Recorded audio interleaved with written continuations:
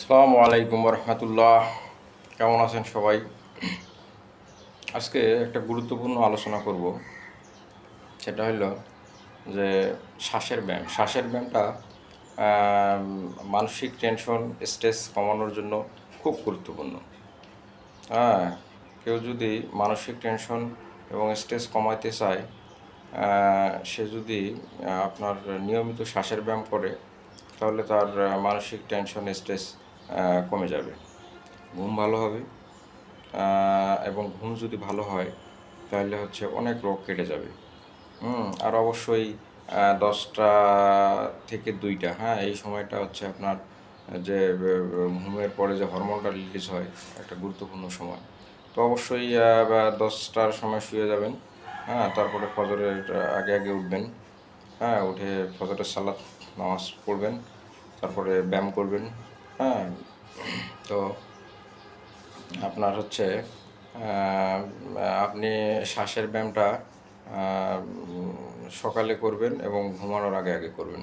ব্যায়ামগুলো আমি দেখাই দিয়েছি। হ্যাঁ, তো আমি আজকে সে আপনি হচ্ছে অফিসে কাজ করতেছেন। হ্যাঁ, আপনার হুট করে টেনশন চলে আসছে, কি করবেন? কম্পিউটারটা সাইডে রাখে 1 মিনিট, 4-4-4 স্কোয়ার ব্রিথিং ব্যায়াম বলে এটা। এটা করবেন, দেখবেন যে আপনার টেনশন কমে গেছে। কীভাবে করবেন আমি একটু দেখাই দিই। এভাবে 4 সেকেন্ড শ্বাসটা নেবেন, 4 সেকেন্ড আটকা রাখবেন, 4 সেকেন্ডে ছেড়ে দিবেন।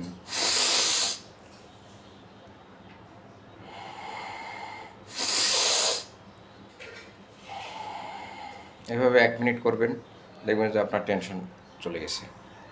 হ্যাঁ, আপনার যদি ভাই 1 মিনিট সময় না হয়, তাহলে আপনি টেনশন কমাতে পারবেন না।